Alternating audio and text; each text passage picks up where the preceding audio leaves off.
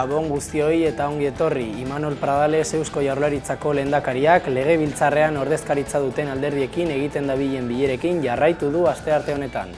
Gaurkoan Euskal Herria Bildurekin elkartu da arratsaldeko 4etan eta ondoren EAJko ordezkaritza jaso du Ajurianean, arratsaldeko 6etan.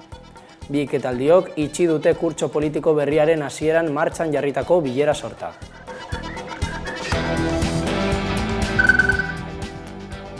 Gizonezko bat atxilotu dute Bilbon, bi senitartea adingabekori sexu erasoa egin izana egotzita.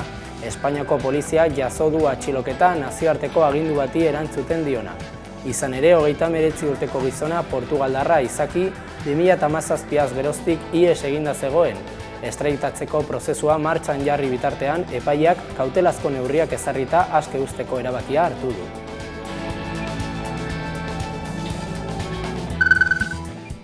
Tabako eta baperrik gabeko espazioak aldatu egingo dira Euskal Herrian, Espainiako Ministroen Kontseiluak astearte honetan onarturiko aurreproiektua aurrera badoa.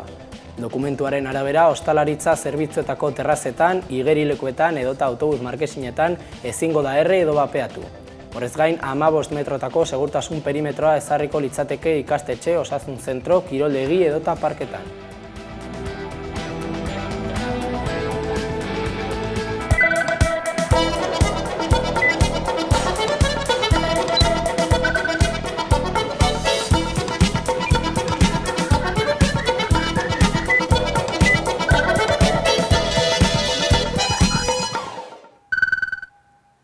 Eusko Jaurlaritzak Euskal Diasporaren eguna ospatu du astelehen honetan Markina Xemeinen, aurten bertako zestapuntaren komunitatea izan da ekitaldiaren ardatza. Eusko Jaurlaritzak Euskal Diasporaren eguna ospatu du astelehenean. Ekitaldia Markina Xemeinen izan da, bertako zestapuntaren komunitatea ardatz hartuta. Diziplina horrek Euskal Autonomia Erkidegoaren izena eraman du mundu osoko frontoietara, eta horregatik Euskal Diasporaren 8. edizio honetan omenaldia egin zaie pilotariei. Imanol Pradales lehendakaria eta Ander Caballero kanpo harremanetarako eta Euskadi Globalerako idazkari nagusia Markinako frontoira hurbildu dira, eta han pilotarien lana omendu dute. Ziurrenik gaur egunez ginateke gai izango pilotarien lanak gure herriarentzat izan duen eragin ekonomikoa eta nazioarteko proiekzioa behar bezala kalkulatzeko. Ziurrenik ez gara gai. Eta ziur aski, ez gara erabat jabetzen gure pilotariak Euskadiren izen onaren, gure nortasunaren eta kulturaren benetako enbaxadore bikainak izateak ze suposatu zuen eta ze suposatu duen gure historian. Hitzorduan dantza tradizionalak eta hainbat erakusmai izan dira, publikoak zestapuntaren historia eta kultura sakon ezagutu dezan. Gainera, Mikel Irazuzta, diasporako artista argentinarrak, berak diseinatutako mural bat sortu du, han bertan, eta zestapuntak Markinan izan duen eta oraindik duen garrantzia sinbolizatu du.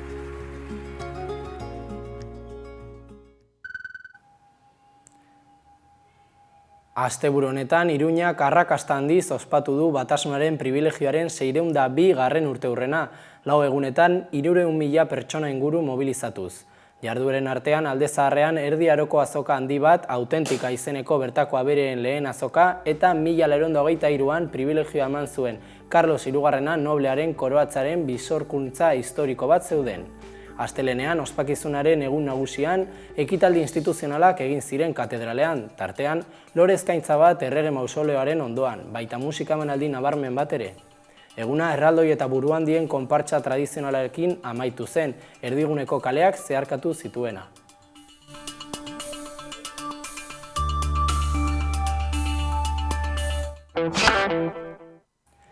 François Bayrou, Frantziako lehen ministroaren gobernua astelehen honetan erori da, berak deitutako konfiantza mozio batean babesik lortu ez duelako. Krisia gero eta tentsio ekonomiko handiagoa, parlamentuan haustura sakonak eta Emmanuel Macron presidentearen aurkako dimisio eskaerak areagotu diren testuinguru batean gertatu da. Frantziako lehen ministro François Bayrou astelehen arratsaldean bere gobernuaren konfiantza mozioa aurkeztu zuen Asanblada Nazionalean. Helburua bere aurrekontu neurriak eta egonkortasun politikoa bermatzea zen. Hala ere bozketaren emaitzak argiak izan ziren. 374 diputatu konfiantzaren aurka eta 184 alde, hainbat abstentziore izan ziren. Porrot horrek berehala ekarri du Bairuren gobernuaren kolapsoa. Haren dimisioa espero da astearte honetan Emmanuel Macron presidentari aurkeztuko diona.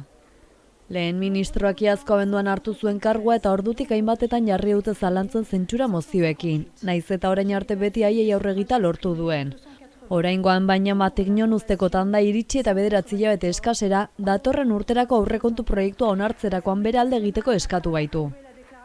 Bairuk azken hitzaldian Frantziako zor publikoaren arriskua zohartarazi zuen, baina oposizioak batasunez jardun zuenaren aurka eskuin muturrak ezkerrak eta baita errepublikarren parte batek ere.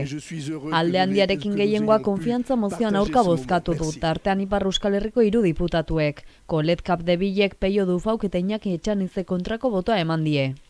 Beraien hitzetan Bairuren aurrekontu plan irrealista eta bidegabeak helburu bakarra zuen, bere buruari ulertu gabeko gizon baten irudia emanez botera uzteko aukera ematea. Testuinguru honetan gobernuaren porrotak berriro ireki du Frantziako krisi politikoaren atea eta hurrengo orduetarako 2 aukera zituen Emmanuel Macronen gobernuak, lehen ministro berria izendatzea edo hauteskunde legegile berriak deitzea. Bada presidenteak ordezko bat izendatuko duela iragarri du hauteskundeak egiteko eskaera atzera botata. Global Summut flotillaren parte den familia ontziak ustez dron bidezko erasoa jasan du astearte goizaldean Tunisiako Sidi Bou Said portuan zegoela. 6 pertsona ziren barruan, tartean Greta Thunberg ekintzaile ezaguna, baina ez da zauriturik izan. Duela 9 egun Bartzelonatik abiatu eta errepresentazio euskaldunarekin Gazara zijoan Global Summut flotillak lehen erasoa jasan du astearte goizaldean.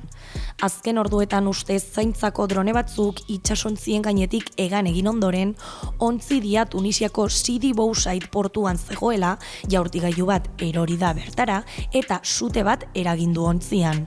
6 pertsona ziren barruan, tartean Greta Thunberg ekintzaile ezaguna, baina ez da zauriturik izan. Hala ere, ontziak atera dituzte badazpada. Bertako ontzidiak familia du izena eta Portugalgo bandera darama. Bertan, erakundeko zuzendaritza batzordea eta aldi berean misioaren ageriko aurpegiek bidaiatzen dute. Ordu batzuk geroago Israelgo armadak Gaza hiri osoa berehala ebakuatzeko agindua eman du. Oraindik bizi diren auzoetan indar handiz jardungo dutela adieraziz. Sare sozialen bidez, Abikai Adrai Israelgo armadaren arabirazko bozeramaileak hegoalderantz joateko eskatu die herritarrei. Gogoratu behar da, astelenean Pedro Sánchez Espainiako gobernuko presidenteak Gazako genozidioa onartzeaz gain presazko 9 neurri iragarri zituela. Haien artean, armen erabateko enbargoa, gerra materialaren zirkulazioa murriztea eta Palestinarako laguntza humanitarioa areagotzea.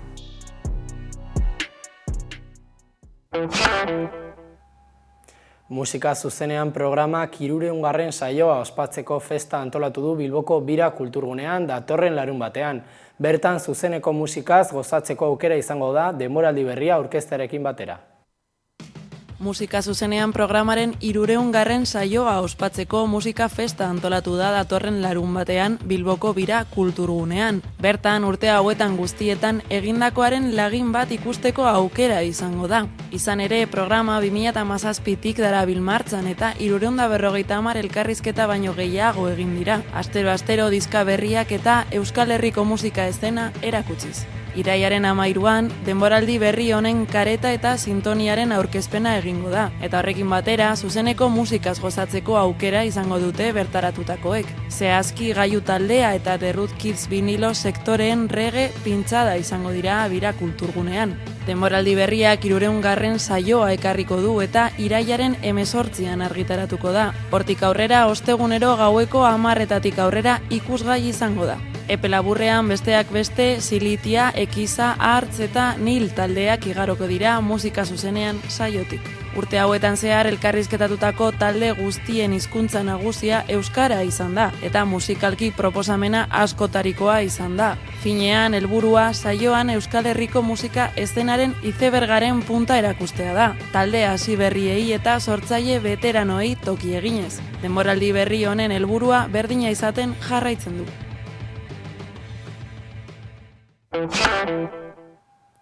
Gaurkoan, Iñaki Urrestarazu Palestinarekin elkartasuna plataformako kidea izan da aktualitate solasaldian. Hauxe da kontatu digunaren zati bat. Kaixo guztioi eta ongi etorri aktualitate solasaldira. Palestina eta Israel Gazan gauzatzen ari den genozidioa tamalez egunerokoan dira albiste. 2023ko urriaz geroztik, gobernu sionistak milaka zibilera hil ditu, tartean euren launa gauzatzen ari ziren mediku eta kazetariak. Nazioartean protestak ugarituz doaz, baina gobernu eta erakundeen erantzuna nahikoa ez dela ere argudiatu izan da. Eta guztion buruz hitz egiteko gure platuan daukagu, Iñaki Urrestarazu, Palestinarekin elkartasuna plataformako kidea. Arratsalde on eta mila esker etortzeagatik. Hasteko konta iguzu nola sortu zen plataforma eta zein den duzuten egituraketa? Bueno, sortu zen uste dut duela 2 urte edo, eta, nolabait hain zuzen ere, eraso horrekin, Hamasek egin zuen eraso eta horren ondoriozko gerra, sortu zen gerra horrekin, ze ikusi zen, ordura arte, Palestinaren zapalketa oso gogorra izanik, hortik aurrera gogorragoa izaten hasi zen, represioa handiagoa eta bar. Eta orduan ikusi genuen, talde batzuen artean, zehazerin behar zela horren aurrean, da nolabait erantzun bat eman behar zela herri aldetik, Euskal Herri mailan behintzat, eta horrela puntu batzu planteatu genituen, adostasuna lortuz, eta hainbat talde jutatu ginen, nolabait mobilizazioak egiteko, kontzientzia zabaltzeko, Palestinaren alde, Palestinaren erresistentziaren alde, Israelen kontra, eta bar. Genozidioari begira, nolakoa da gaur egun Gazako biztanle bizi duten egoera? Ze komunikabideetan egunero daukagu erasoen berri. Bueno, eske da izugarria, eza itzela, genozidioa esaten da, eta horrela da, benetan horrela da.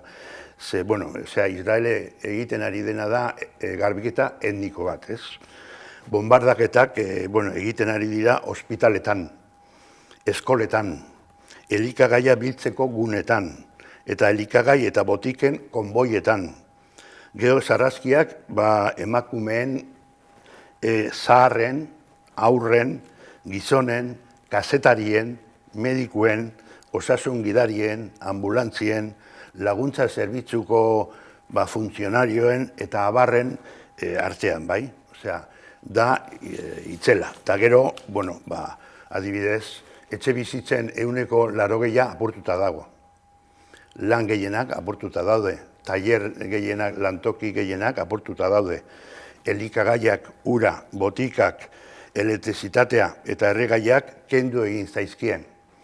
Lurrak, zuhaitzak eta nekazaritza laboreak, kultiboak ez, iturribide, bizibide bat zirenak, horiek ere danak apurtuak tal. Eta, bazter guztietan da, egunero, bombardaketak. Gero etorri da, horrez gain, gozete planifikatu bat. Azkeneko hilabetetan, gozete planifikatu bat. Ja, itxi dizkiete iturri guztiak, bai botika sartzeko, bai elikadura sartzeko, bai tal. Pilo bat kamioi, milaka kamioi daude mugetan, sartu ezinik, janariarekin, eta bar. Eta hori dana, ari dira izten, eta horrela ari dira, lehenaz gain, jendea hitzen, umeak hiltzen, eta umeak ikusten dira, hori, daudela familikoak, osea, zeratu gabe, eta bar, ez? Osea, egiten ari direna da, eta gero gainera, beti, dana apurtzeaz gainera beti, mugierazten ari dira populazioa, bai? Osea, iparaldetik, egoaldetik iparaldera, berriro bera, alde batetik bestera, eta gero gainera esaten diete, joateko halako tokira, eta gero toki horretan bombardatu egiten dute, berriz. Eta gero beste toki batera joateko, eta horre bombardatu egiten dute. Orduan, da, bizi ezinezko bat, da genozidio benetazko, bai? Nola lortu du Israelek urtetan erasoak eginda ere, halako onespena batez ere mendebaldeko herrialdeen artean? Iparra estatu batok aipatu dituzu, baina badaude beste herrialde batzuk babesten ere. Bai, Europar batasuna batez ere, bai. Hor, alde batetik ikusi da, Israelek ikeragarrizko potentzia ekonomikoa, militarra horrena, ze bomba atomikoak ere baditu, armamentu kimikoa ere badu, hori dana Amerikarrak eman da, dirutza eta beti armamentuak, eta orduan pilo bat teknologia ere puntakoa dauka, nolabait ofizialki ez dago OTANen barruan, baina OTANekin kontatutan dago, eta orduan teknologiako informazioa handiena hor dauka. Eta gero, nolabait, nolaz eta zionistak mundu guztian zehar zabalduta dauden eta botere ekonomiko desentea daukaten, influentzia hori da lobby oso boteretsu bat. Bai Ipar Amerikan eta bai Europan. Eta horiek daukate lobby bat, diru asko, eta diru horrekin egiten dutena da parlamentariak bai Ipar Amerikakoak eta bai Europakoak erosi. Eta ez hori bakarrik, ze nolabait medioak, edabideak, gehienak edo asko kontrolatu egiten dituzte zionistak. Eta orduan beren bertsioa eta beren interpretazioak eta beren kontuak zabaltzen dituzte mundu guztian zehar. Horrez gain, daukate pilo bat harreman ekonomiko, militar, eta abar, pilo bat enpresa, pilo bat herri, pilo bat estamentu, pilo bat erakunde, pilo bat zerarekin, eta orduan armak lortzen dituzte dutenaz gain, arma gehiago, gero gainera produktu asko saldu egiten dituzte Europan zehar, beste izenekin askotan, beste izenenpean, ez dakiz zer, eta orduan sortu dute hor enporio bat, non, jendea, Europar Batasuna da azkeneko mongolitoa. Egi esan, politika internazionalean hori ikusi da Ukrainian eta ikusi da toki askotan, ze beti daude imperialisten amerikanoen pean, bai? Hori ikusi da Ukrainiarekin, Rusiarekin eta bar, baina ikusi da Israelekin ere. Eta orduan, Europar Batasuna ez da ausartu neurriak hartzeko, ez da ausartu kritikatzeko, ez da ausartu harremanak mozten, enbargatzen, ekonomiko harremanak mozten, eta bar, ez? Hori, eta gero adibidez, puntuz puntu. Eta adibidez, hor, Euskal Gobernuak adibidez, esaten du, Pradalesek, besteak ez dakizer, tal, genocidio, eta beste, baina gero, arma kompra-venta dauzkate, negozia dauzkate, eta igual 200 enpresa daude, Euskal Herrian bertan arma enpresak, nolabait gobernuaren onespenarekin harremanak dituztenak Israelekin eta bar, eta unibertsitateak ere, eta beste erakunde batzuk ere, eta bar, ez? Orduan hor kriston pisua daukate. Astelen honetan, Espainiako gobernuak, Pedro Sánchez presidenteak, aipatu zuen Israelen aurkako armen embargoari deitu ziola, eta horrek Euskal Herrian eragina izango du, tartean aipatu duzun enpresa horietan. Berandu dator erabakia? Hombre, nahiko berandu, ze gerra oso aurreratua dago, eta ja hor pilo bat hildako daude, eta pilo bat destrozo inda daude, dana, lur jota dago, zera. Baina, más vale tarde que pronto esaten dena, o que nunca esaten dena, behintzat, punto gesto bat da. Ikusiko dugu zertan geratzen den, baina printzipioz interesgarria da. Aber, bestek kopiatzen duten, beste estaduak, Europako estaduak. Dena den, Netanyahu hasi da esaten antisemita badela. Ze hori da bestea. Identifikatu egiten dute, zionistek, Netanyahuk, semitak zionistekin, da hori ez da egia. Semitak dira arabiar guztiak. Eta antizionista esaten denean, esaten da antizionista, ez antisemita. Antisemita esatea da antiarabe. Orduan hor, hitz joku batekin jokatzen du, baina gezurrezko nolabait manipulatzeko eta nolabait... Eta gero gainera doaz, zera bezala, holokaustoaren zera ospearekin, eta ez dakizet, eta bakizer, da benetan gertatu zena izan zen, zionistak, hitlerismo, nazien garaian, naziekin harreman onak zituztela, harreman asko zituztela. Naziak, zionistak, desfileak egin izan zituzten Berlinen, baina ze gertatzen zen Hitlerrek eta naziek nahiago zuten juduak, zionistak, Palestinara joaten baziren, Alemaniatik kanpo, eta Alemaniatik kanpo ateratzen ez zirenak, edo atera nahi ez zutenak, edo sionistak ez zirenak, eta Israelera joan nahi ez zutenak, hoiei labetara. Eta Ben Gurionek esan zuen, Ben Gurion, berak irakurri zuen deklarazioa, aurreneko deklarazioa, Israel estatuaren sorreraren deklarazioa. Etzela, esan zuen testualki, juduen hiltzea eta holokaustoaren asunto hori guztia, ez egokiola Israeli. Beste batzuen kontua zela. Juduen, sionistak ez ziren juduen kontua. Nolabait, apartatuz asuntoa, bai. Armen enbargoaz gain, aipatu duzu baita ere, eskatzen dela Israeli boikota egiteko beste arlo batzuetan, kasu kirolean, Espainiako buelta aipatu duzu, pasaden astean Bilboko etaparen amaiera aldatu egin beharra izan zuten, bertan bera gelditu zen aurre ikusitakoa, protesten ondorioz.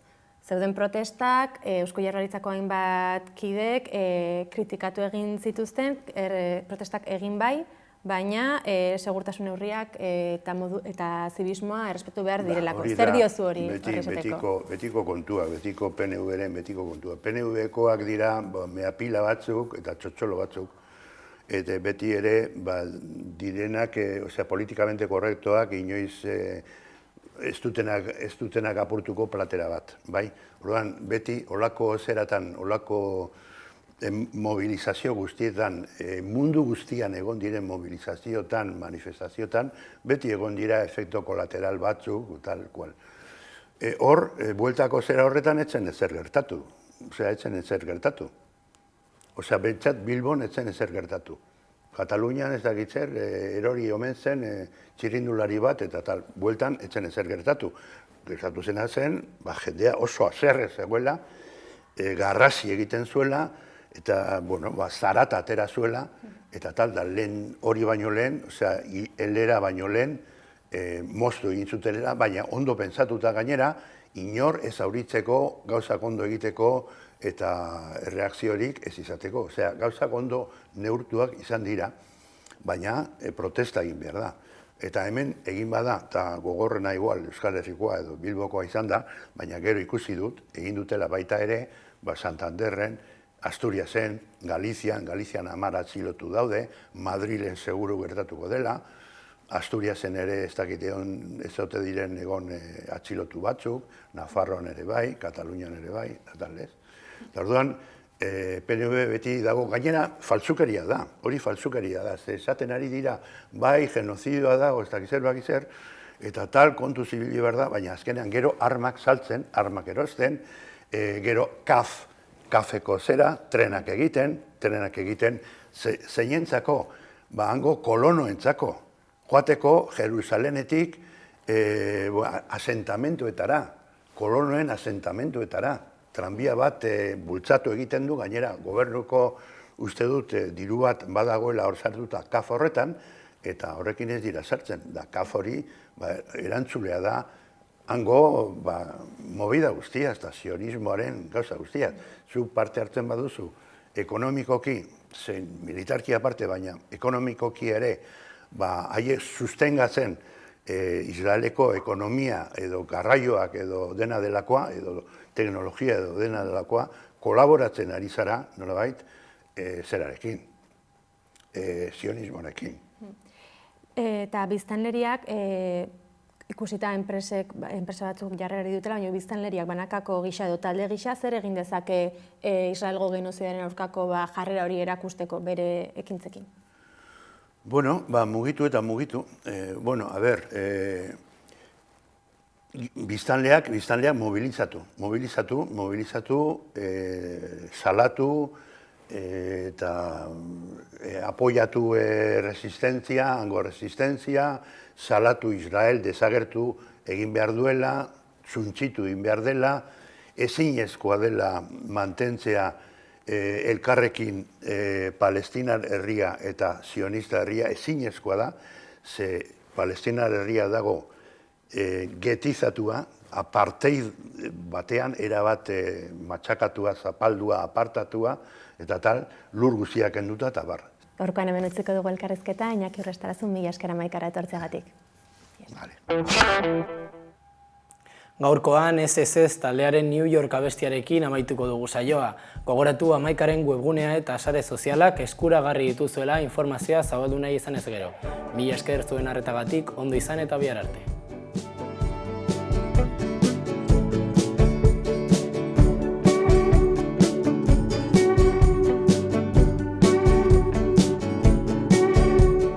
Zuaitz biluzi bat aiz, basoaren erdian, erleen egaletan, itxasten den estia, odeiek arrastian, hartzen da bentonua, iruntzi egin dozun, berba horren doinua.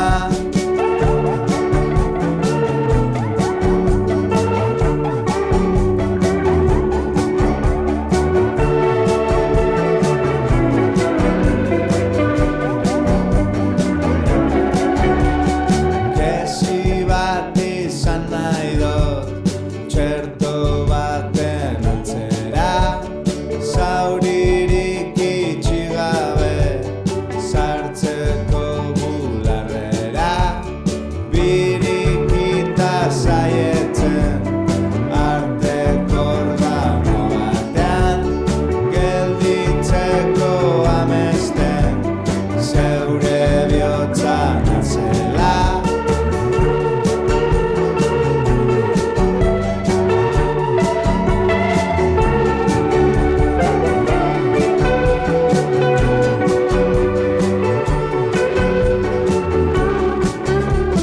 Zeure begietako egun senti urdina, Oskar bi esnatzen da, itxasoko dizdiraz, paradisu guztiak, lurretik kanpo daude, zurekin esnatzea, kontutan izan gabe.